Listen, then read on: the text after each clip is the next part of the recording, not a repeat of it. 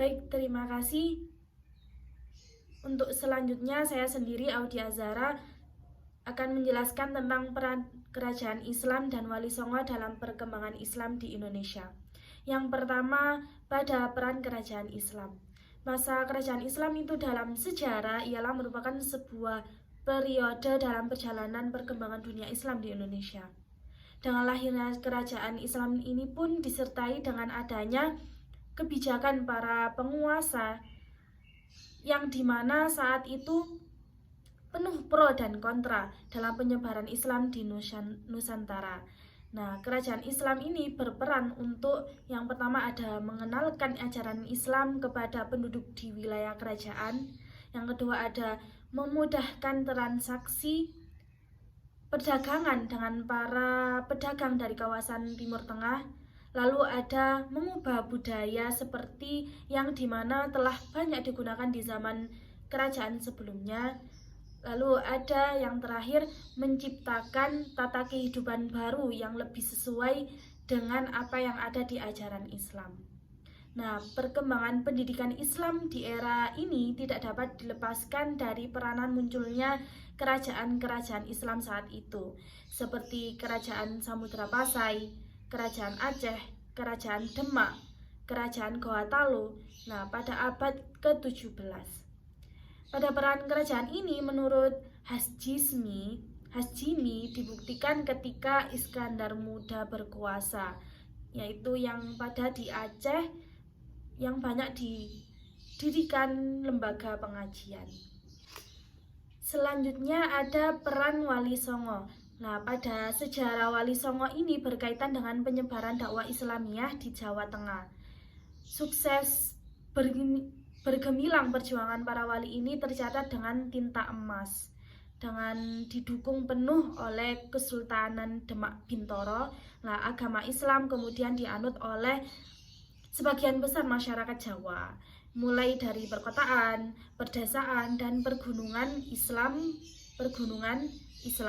Nah, Islam ini benar-benar menjadi agama yang mengakar.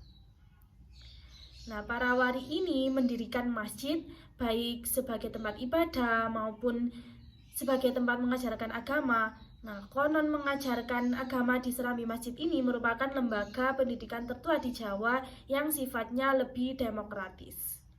Pada masa awal perkembangan Islam itu sistemnya seperti ini disebut gurukula, yaitu seorang guru menyampaikan ajarannya kepada beberapa murid yang duduk di depannya. Nah, sifatnya itu misal bahkan rahasia seperti yang dilakukan oleh Syekh Siti Jenar. Selain prinsip-prinsip keimanan dalam Islam, ibadah, masalah moral juga diajarkan ilmu-ilmu keanugerahan, kekebalan, dan bela diri. Nah, era Wali Songo ini adalah era berakhirnya demonisasi Hindu-Buddha dalam budaya Nusantara untuk digantikan dengan kebudayaan Islam. Tentu banyak tokoh lain yang juga berperan, namun peranan mereka yang sangat besar dalam mendirikan kerajaan Islam di Jawa. Juga pengaruhnya terhadap kebudayaan masyarakat secara luas serta dakwah secara langsung. Menjadi 9 wali, ini lebih banyak disebut dibanding yang lain. Nah, ke-9 wali ini mempunyai peranan yang sangat penting dalam penyebaran agama Islam di Pulau Jawa pada abad ke-15. Adapun peranan Wali Songo ini dalam penyebaran agama Islam yaitu yang pertama ada sebagai pelopor penyebar ulasan agama Islam kepada masyarakat yang belum banyak mengenal ajaran Islam di daerahnya masing-masing. Lalu ada sebagai para pejuang yang gigih dalam membela dan mengembangkan Islam di masa hidupnya. Lalu sebagai orang-orang yang ahli di bidang agama Islam. Lalu ada juga sebagai orang yang dekat dengan Allah Subhanahu wa Ta'ala karena terus-menerus beribadah kepadanya sehingga memiliki kemampuan yang lebih atau disebut kemukjizatan yang diberikan kepada Wali Songo tersebut.